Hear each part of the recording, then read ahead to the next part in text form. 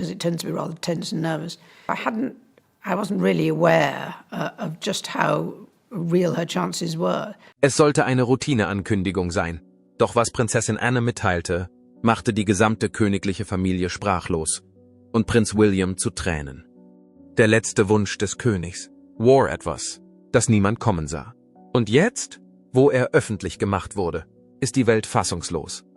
Bevor wir Ihnen verraten, was der letzte Wunsch der Monarchin war, lassen Sie es uns in den Kommentaren wissen. Sind Sie der Meinung, dass die Monarchie der königlichen Tradition folgen sollte? Egal was passiert. Tippen Sie 1 für Ja oder 0 für Nein. Was also hat Prinzessin Anne verraten, das den sonst so gefassten Prinz William an den Rand des Zusammenbruchs brachte? Eine Reise auf dem Weg zum Königtum. Catherine Middleton hat sich nach und nach zu einem der am meisten bewunderten und respektierten Mitglieder der aktuellen königlichen Familie entwickelt. Mit ihrem ruhigen, freundlichen Auftreten und ihrer stillen Kraft hat sie die Herzen der Menschen auf der ganzen Welt gewonnen. Die Art und Weise, wie sie sich verhält, hat etwas absolut Einzigartiges. Sie ist stets freundlich und zuvorkommend, bewahrt sich jedoch eine elegante und würdevolle Haltung. Sie hat sich den Ruf erworben, nicht nur aufrichtig, sondern auch aufrichtig hingebungsvoll zu sein und ihre zahlreichen Verpflichtungen zu erfüllen. Catherine Elizabeth Middleton wurde in Berkshire, England, geboren und ist das Kind von Michael und Carol Middleton. Ihre Eltern, die aus ganz unterschiedlichen Familien stammten, glaubten fest an den Wert von Bildung und harter Arbeit. Sie waren bestrebt, ihren Kindern das bestmögliche Leben zu bieten. Und sie arbeiteten hart dafür, wobei sie häufig Opfer brachten, um die Zukunft ihrer Familie zu sichern. Sie schickten Catherine auf einige der renommiertesten Schulen und waren überzeugt, dass sie einen guten Start ins Leben haben würde. Catherine besuchte das Marlborough College, eine berühmte Privatschule, wo sie hart arbeitete und akademische Spitzenleistungen erbrachte, was ihre Fähigkeiten als kluge und talentierte junge Frau unter Beweis stellte. Ihre Reise führte sie schließlich an die Universität von St. Andrews in Schottland.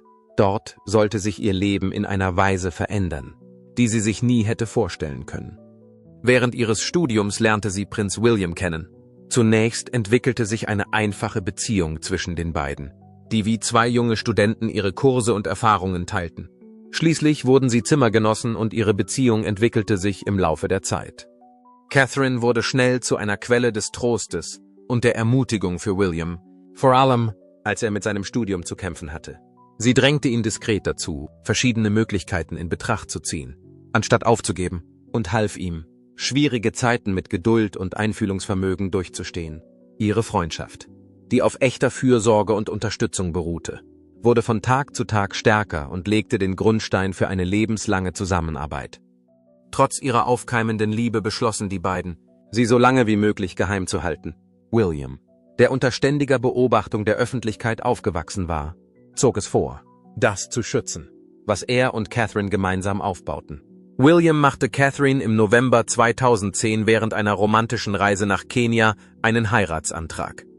Er schenkte ihr einen Saphir-Verlobungsring, der früher seiner verstorbenen Mutter gehörte, eine sehr persönliche Geste, die ihr Andenken sanft ehrte.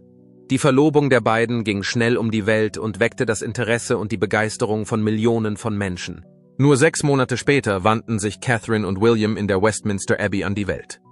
Ihre Hochzeit war ein außergewöhnliches Ereignis, das von Millionen von Menschen auf der ganzen Welt verfolgt wurde.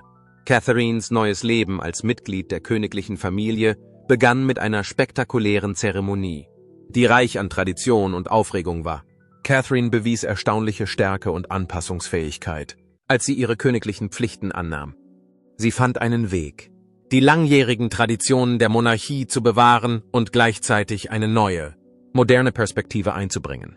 Die Menschen bewunderten sie, weil sie so ehrlich und sympathisch war und sich durch ihren neuen Status nie von der Bevölkerung abgrenzen ließ. Obwohl sie nicht in das Königshaus hineingeboren wurde, widmete sie sich voll und ganz ihrer Arbeit und wirkte stets ehrlich und aufrichtig engagiert. Viele sahen in ihr die ideale Brücke zwischen der königlichen Familie und der Öffentlichkeit. Eine Person, die mit allen in Kontakt treten konnte, ohne dabei die Würde ihres Amtes zu verlieren. Ihre Aufgaben beschränkten sich nicht auf die Teilnahme an offiziellen Anlässen. Sie hat sich unermüdlich dafür eingesetzt, etwas zu bewirken, insbesondere durch ihre humanitären Bemühungen und ihre Unterstützung für wichtige Anliegen. Sie erfüllt nicht nur ihre Pflicht. Sie baut systematisch ihr Erbe auf. Sie erkennt die sich wandelnde Rolle der Monarchie in der heutigen Gesellschaft an und nimmt ihre Verantwortung ernst. Ihre Rolle wächst mit der Zeit. Sie ist für die königliche Familie zu einem Symbol der Stabilität und des Aufstiegs geworden. Ihr Weg von der Universitätsstudentin zur Prinzessin von Wales war ein Weg der Entwicklung und des Durchhaltevermögens. Mit Blick auf die Zukunft ist klar, dass ihr Einfluss wachsen wird.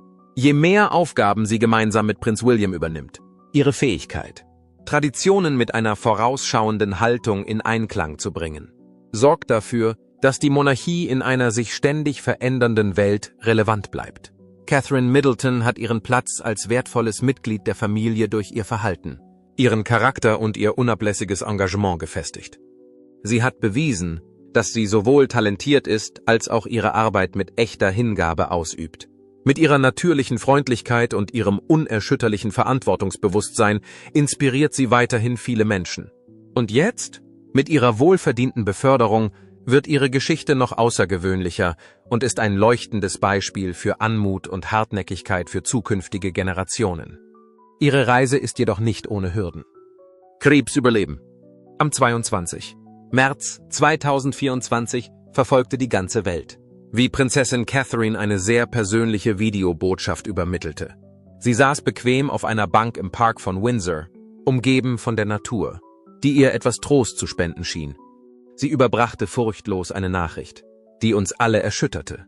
Die Ärzte hatten bei ihr Krebs diagnostiziert. Ihre Äußerungen waren zwar milde und sorgfältig ausgewählt, hatten aber eine enorme Tragweite, denn sie enthüllten ein trauriges Kapitel in ihrem Leben, das sie nicht länger verbergen konnte. Diese Erklärung war eines der schmerzlichsten Ereignisse in ihrem öffentlichen Leben. Sie zeigte der Öffentlichkeit jedoch auch ihre bemerkenswerte Widerstandskraft angesichts eines solchen persönlichen Konflikts. Das Publikum, das von ihrem Mut beeindruckt war, überschüttete sie mit Liebe und Bewunderung.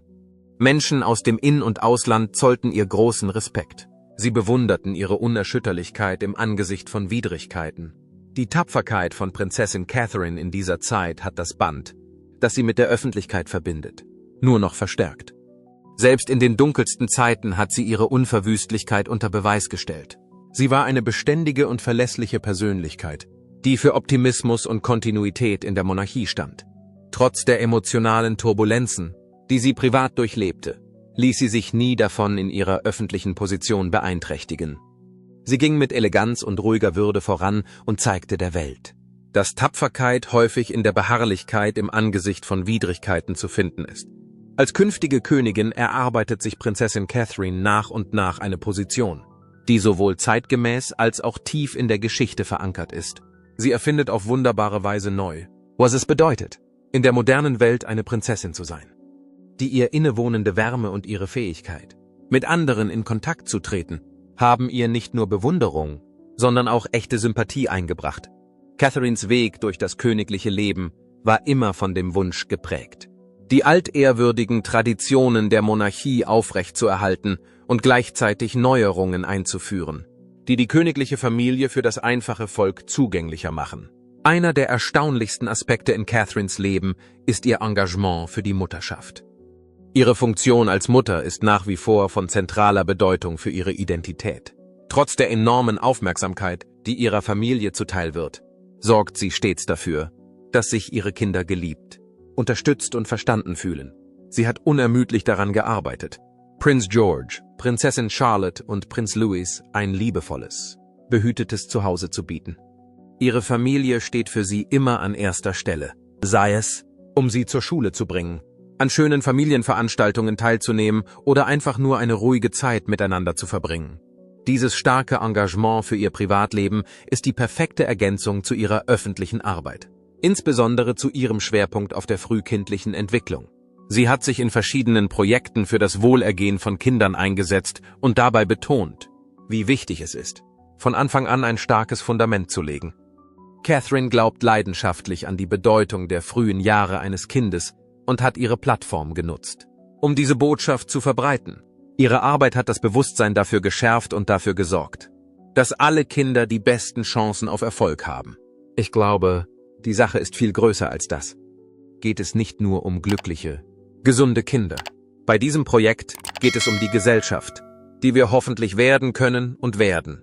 Selbst in schwierigen Zeiten war Catherine für die königliche Familie und das Volk eine beständige und beruhigende Präsenz. Ihre unerschütterliche Entschlossenheit hat ihr die Herzen und das Vertrauen vieler Menschen eingebracht. Mit jedem Schritt kommt sie ihrem zukünftigen Amt als Königin näher und steht stolz an der Seite ihres bewundernden Ehemanns, Prinz William. Gemeinsam symbolisieren sie eine strahlende und hoffnungsvolle Zukunft für die Monarchie und verleihen einer sich ständig verändernden Institution Stabilität und Modernität. Catherines Rolle innerhalb der königlichen Familie wird in Zukunft immer wichtiger werden. Während sie Prinz William weiterhin zur Seite steht und sich auf ihre zukünftigen Aufgaben vorbereitet, wächst ihr Einfluss, ihre ruhige Stärke, aufrichtige Freundlichkeit und ihr unerschütterliches Verantwortungsbewusstsein haben bereits einen bleibenden Eindruck in der Welt hinterlassen. In diesen sich wandelnden Zeiten, in denen die Monarchie bestrebt ist, wichtig und mit dem Volk verbunden zu bleiben, dient Catherine als ideales Bindeglied zwischen der Vergangenheit und der Zukunft. Auf ihrem Weg hat Prinzessin Catherine bewiesen, dass sie alle Eigenschaften besitzt, die erforderlich sind, um den Härten des königlichen Lebens mit Eleganz zu begegnen. Sie bleibt ihren Idealen und Ideen treu, egal wie die Situation aussieht. Diese Eigenschaften werden zweifellos ihr Vermächtnis in den kommenden Jahren prägen. Die Zuneigung und Bewunderung der Öffentlichkeit wird Middleton auf ihrem weiteren Weg unterstützen und ein Vermächtnis der Hoffnung, des Mitgefühls und der Kontinuität hinterlassen. Sie verkörpert wirklich die besten Aspekte der modernen Monarchie. Interessanterweise werden sich die Dinge ändern. Prinzessin Anne überbringt den letzten Wunsch des Königs. Der König und die Verfassung, die die Monarchie stützt, sind dabei von entscheidender Bedeutung. Prinzessin Anne hat sich stets auf subtile Weise vom Rest der königlichen Familie abgehoben. Während andere jahrelang scheinbar mühelos die Aufmerksamkeit der Öffentlichkeit auf sich zogen, schlug sie einen ganz anderen Weg ein. Anstatt im Rampenlicht zu stehen oder nach Anerkennung zu streben, stellte sie ein starkes Verantwortungsbewusstsein und die Hingabe an ihre Arbeit in den Mittelpunkt ihres Lebens.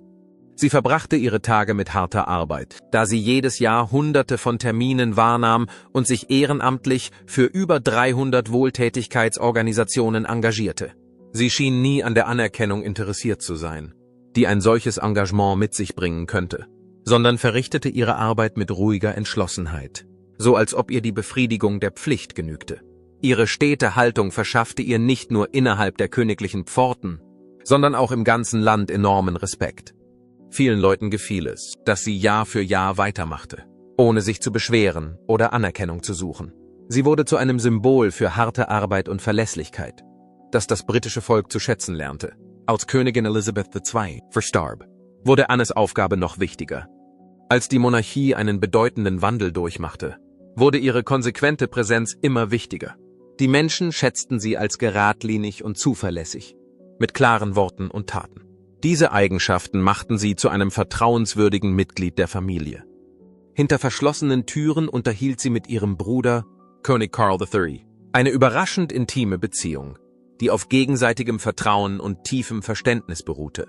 Sie führten mehrere private Gespräche abseits der Öffentlichkeit und diskutierten Ideen und Gefühle, von denen niemand sonst wissen sollte. Bei einem dieser sehr persönlichen Treffen offenbarte der König Anne etwas, das später von großem Wert sein sollte. Prinzessin Anne entschied sich dafür, diesen Brief ihrer verstorbenen Mutter während eines intimen und privaten Treffens hochrangiger königlicher Persönlichkeiten zu enthüllen. Es kam unerwartet, und keiner von ihnen hatte es kommen sehen. Während sie sprach, veränderte sich die Atmosphäre im Raum dramatisch. Jedes Geräusch schien zu verschwinden, als sie sprach. Selbst Prinz William, der sein ganzes Leben damit verbracht hatte, sich auf die Pflichten des königlichen Lebens vorzubereiten, war von ihren Worten bewegt. Anne fügte hinzu, dass Königin Elisabeth bereits ihre tiefe Überzeugung von Prinzessin Catherines Position in der Zukunft der königlichen Familie zum Ausdruck gebracht habe. Die Königin, die für ihre Weisheit und ihre gute Menschenkenntnis bekannt ist, sah in Catherine etwas Bemerkenswertes, das über ihre öffentlichen Auftritte hinausging. Während viele Catherines Eleganz, Zartheit und Würde schätzten, erkannte die Königin eine tiefere Stärke, eine stille, aber enorme Fähigkeit, die Familie durch schreckliche Zeiten zu tragen. Anne erinnert sich an die aufrichtige Überzeugung ihrer Mutter, dass Katharina eines Tages die Säule sein würde, die die Familie zusammenhält. Sie war der Meinung, dass Catherine eine seltene Kombination von Eigenschaften besaß, die für die Existenz und Stabilität der Monarchie notwendig waren. Dieser Moment, diese Einsicht der verstorbenen Königin, hätte für William nicht zu einem kritischeren Zeitpunkt eintreten können. Seit er sein Amt angetreten hat, musste er einige Hürden überwinden. Von nicht enden wollenden familiären Problemen bis hin zu steigenden Erwartungen der Öffentlichkeit hat er eine große Last zu tragen. Skandal, in die Familienmitglieder verwickelt sind, sowie die anhaltenden Schwierigkeiten zwischen Prinz Harry und Meghan Markle haben den Druck weiter erhöht. In all diesen Stürmen ist Prinzessin Catherine ungewöhnlich stabil geblieben. Während andere unter der Last zusammengebrochen sind, ist sie standhaft geblieben und hat ihre Pflichten mit ruhiger Kraft und grenzenloser Eleganz erfüllt. Sie hat sich nie aus der Ruhe bringen lassen, selbst als alles um sie herum unklar wurde. Stattdessen hat sie stets die Eigenschaften gezeigt, die Königin Elisabeth am meisten schätzte. Ein ausgeprägtes Verantwortungsbewusstsein, eine angeborene Anmut und eine unerschütterliche Hingabe an den Dienst. Der Glaube seiner Großmutter an Catherine muss bei William eine Reihe von Emotionen ausgelöst haben. Es war mehr als nur ein Spiegel der Gegenwart. Es war auch eine positive Vision für die Zukunft. Die Äußerungen der Königin waren nicht nur beruhigend, sondern auch eine klare und bewusste Prognose. Sie sah eine Zukunft voraus, in der die königliche Familie mehr denn je auf Catherines besondere Fähigkeit angewiesen sein würde, alte Traditionen mit den Bedürfnissen einer sich schnell verändernden Welt zu verbinden. Um zu überleben, brauchte die Monarchie jemanden, der genau wusste, was es heißt, zu dienen, weil es das Richtige ist. Königin Elisabeths ruhige, aber dennoch deutliche Worte beschreiben Catherines Rolle in der königlichen Familie genau. Sie hat ihre Arbeit als ein zielgerichtetes Abenteuer und nicht als eine ihr auferlegte Pflicht betrachtet. Ihre Arbeit geht weit über königliche Anlässe und öffentliche Auftritte hinaus. Sie hat sich für Themen eingesetzt, die für das Volk wirklich wichtig sind. Ihre Taten haben gezeigt, dass es bei der Zugehörigkeit zur königlichen Familie darum geht, der Nation mit echtem Interesse und Pflichtbewusstsein zu dienen und nicht darum, Ruhm zu erlangen. Da sich die Monarchie einem Wendepunkt nähert, scheint die Weisheit der Verstorbenen aktueller denn je. Catherines Rolle, die ursprünglich als unterstützend angesehen wurde, scheint immer wichtiger zu werden. Mit jedem Schritt, den sie macht, beweist sie, dass sie den Mut, das Wissen und die Anmut besitzt, die königliche Familie durch alle Hindernisse zu führen, die sich ihr in den Weg stellen, um sicherzustellen, dass die Monarchie nicht nur lebendig, sondern auch eng mit dem Volk verbunden bleibt, dem sie dient. Ähnlichkeiten zwischen Prinzessin Anne und Prinzessin Catherine. Der Aufstieg von Prinzessin Catherine innerhalb der königlichen Familie verlief schrittweise und auf wunderbare Weise, geprägt von ihrer beständigen Eleganz, ihrer großen Entschlossenheit und ihrem wachsenden Pflichtbewusstsein. Sie hat ihre Position von Anfang an ernst genommen und war stets bestrebt, zu lernen und sich anzupassen. Im Laufe der Zeit hat sie sich zu einem Symbol für Macht und Stabilität entwickelt und sich überall Respekt verschafft. In vielerlei Hinsicht ähnelt ihr Werdegang dem von Prinzessin Anne, deren Engagement für den Dienst am nächsten innerhalb der königlichen Familie seit Jahrzehnten als Vorbild dient. Anne, die für ihre praktische Herangehensweise und ihre beharrlichen Bemühungen bekannt ist, hat sich ihren Namen durch harte Arbeit und einen starken Sinn für Ziele verdient. Zuvor hatte Anne in einem Dokumentarfilm erklärt, dass die jüngeren Mitglieder der königlichen Familie wesentlich höheren Anforderungen ausgesetzt sind als frühere Generationen. Die ständige Medienkritik und der Aufstieg der sozialen Plattformen haben eine Welt geschaffen, in der jede Bewegung, jede Geste und jedes Wort sofort von Millionen Menschen aufgegriffen und untersucht wird. Während ihres Aufstiegs musste sich Anne nie mit dem unerbittlichen Tempo und der Unmittelbarkeit der sozialen Medien auseinandersetzen, aber sie erkennt, wie schwer die Last für diejenigen geworden ist, die heute königliche Pflichten übernehmen. Trotz dieser Schwierigkeiten ist Prinzessin Catherine bemerkenswert gelassen geblieben und hat sich von der Aufmerksamkeit der Öffentlichkeit nicht aus der Ruhe bringen lassen. Sie verhält sich mit ruhiger Stärke und bleibt standhaft, selbst wenn die Situation überwältigend erscheint. Auf diese Weise führt sie Annes Erbe fort, indem sie große Beharrlichkeit beweist und gleichzeitig die Würde der königlichen Familie bewahrt. Die Freundschaft der beiden Frauen beruht eher auf tiefem und gegenseitigem Respekt für die Hingabe der anderen als auf lauten Erklärungen. Sie haben eine klare Vorstellung davon, was es bedeutet, der Krone zu dienen. Und ihr gemeinsames Ziel bringt sie einander näher. Trotz ihrer unterschiedlichen Rollen innerhalb der königlichen Familie hat Catherine Annes umfangreiches Wissen als verlässliche Ratgeberin schätzen gelernt. Mehrfach wurden sie dabei beobachtet, wie sie Seite an Seite arbeiteten und ihre Bewegungen präzise aufeinander abstimmten, als hätten sie eine unausgesprochene Vereinbarung getroffen. Sie arbeiten gemeinsam an wichtigen Initiativen und unterstreichen damit stillschweigend das Bedürfnis der Monarchie nach Einigkeit. Damit zeigen sie, wie Tradition und Fortschritt nebeneinander bestehen können und stärken so die Position des Königshauses in der modernen Welt.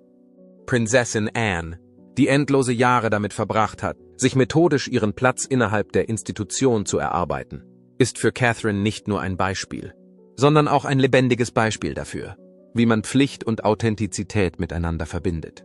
Ihre Mentorschaft ist mehr als nur symbolisch. Sie ist für die Aufrechterhaltung der Geschichte der Monarchie unerlässlich. Sie garantiert, dass neue Mitglieder, die in das Amt eintreten, für die mit ihrer Position verbundenen Verpflichtungen gerüstet sind. Anne betrachtet Catherine offensichtlich als jemanden, der dieses Erbe weiterführen kann. Catherines Macht hat im Laufe der Jahre immer mehr zugenommen. Aber sie wurde noch deutlicher, als Königin Elizabeth II. ihr Vertrauen in Catherines Talente zum Ausdruck brachte.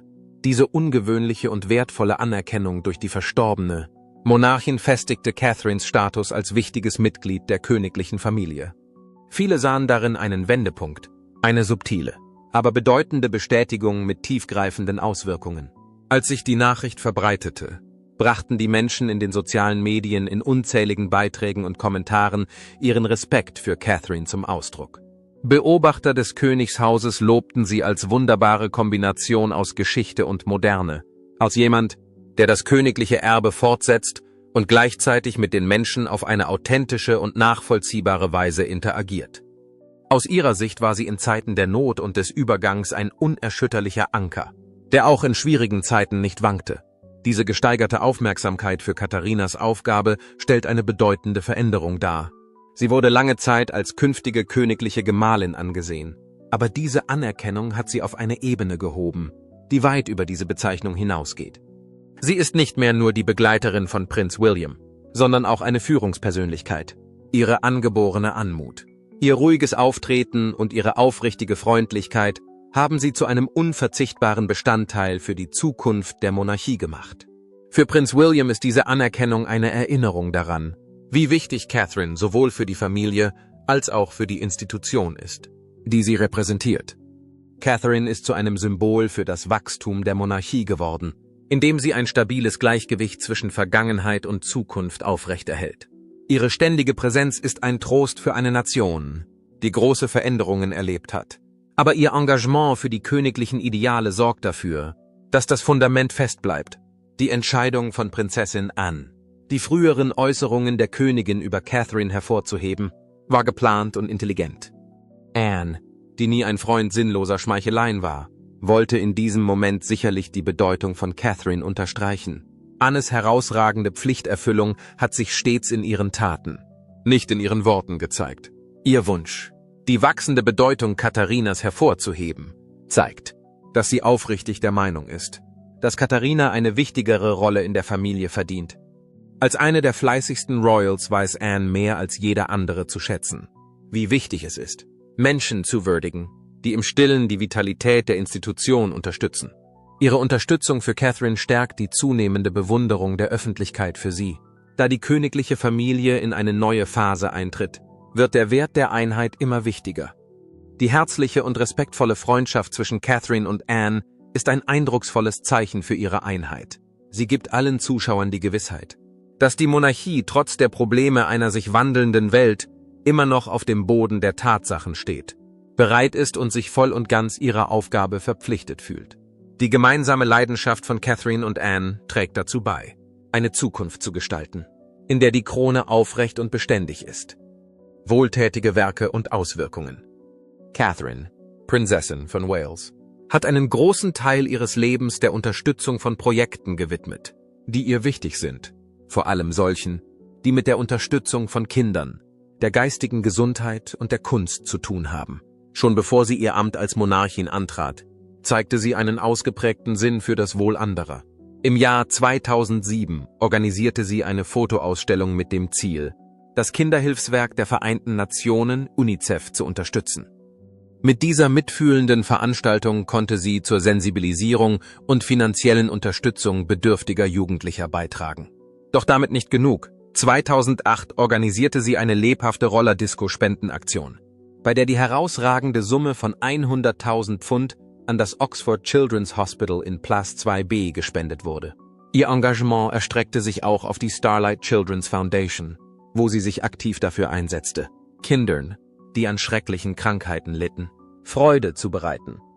So beteiligte sie sich beispielsweise mit Begeisterung an der Koordinierung von Wohltätigkeitsveranstaltungen wie dem Glamorous Bootless Boxing Ball, was ihr frühes Engagement zeigte, etwas zu bewirken, wo immer sie konnte. Als Catherine 2011 Prinz William heiratete, übernahm sie elegant und mit Begeisterung die Pflichten, die mit der Zugehörigkeit zur königlichen Familie verbunden sind.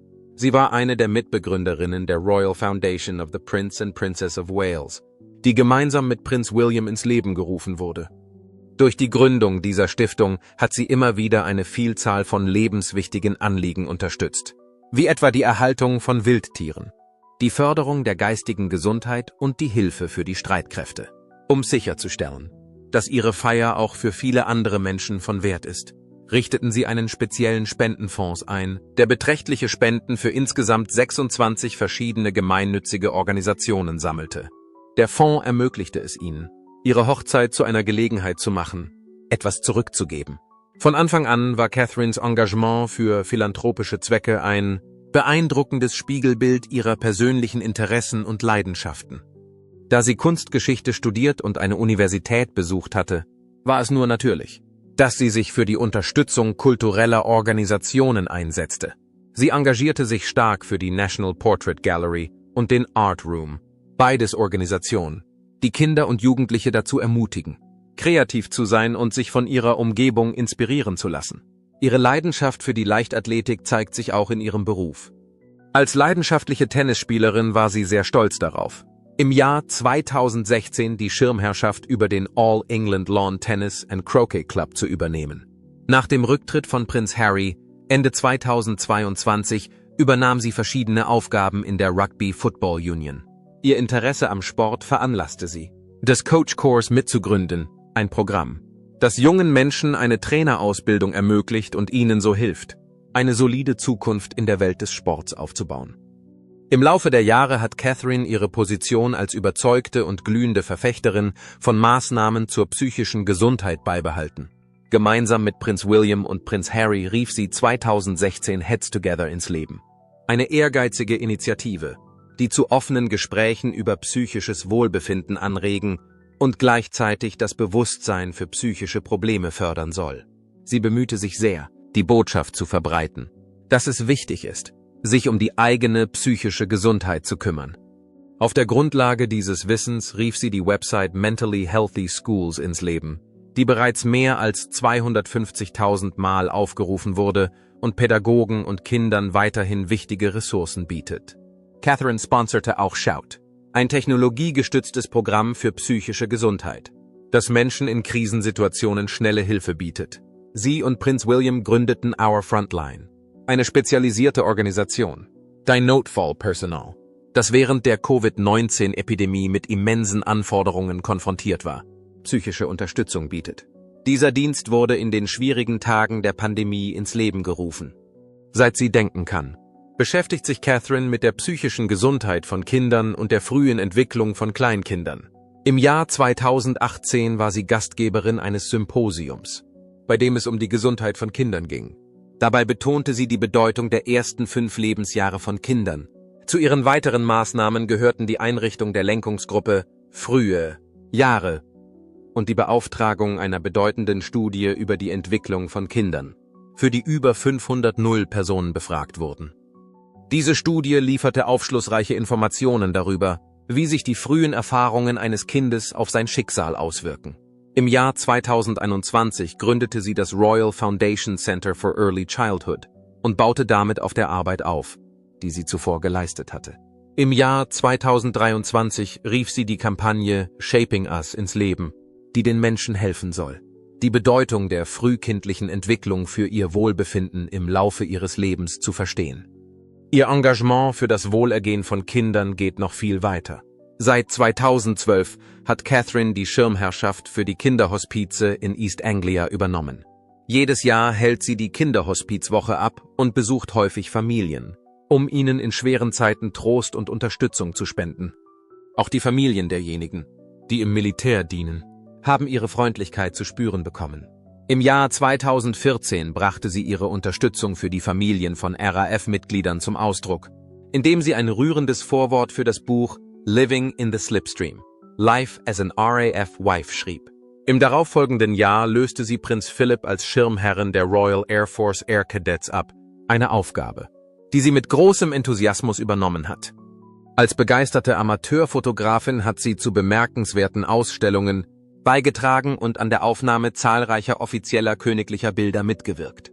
Eine dieser Ausstellungen fand anlässlich des 75. Jahrestages des Holocausts statt. Als Leiterin des Projekts Hold Still im Jahr 2020 war sie für die Sammlung von Bildern verantwortlich, die das Leben während der Abriegelung zeigen. 31.000 Menschen nahmen an dieser Kampagne teil. Und die Fotos, die für die Ausstellung ausgewählt wurden in einem speziellen Buch veröffentlicht und an verschiedenen Orten im Vereinigten Königreich gezeigt. Sie schätzt die Natur und das Leben in der freien Natur sehr, was sich auch in ihren Bemühungen zeigt, junge Menschen zu Aktivitäten im Freien zu ermutigen. Im Rahmen ihrer Arbeit bei der Chelsea Flower Show 2019 trug sie zum Back to Nature Garden bei, der schließlich den Anstoß für die Einrichtung eines permanenten Spielplatzes in Sandringham gab.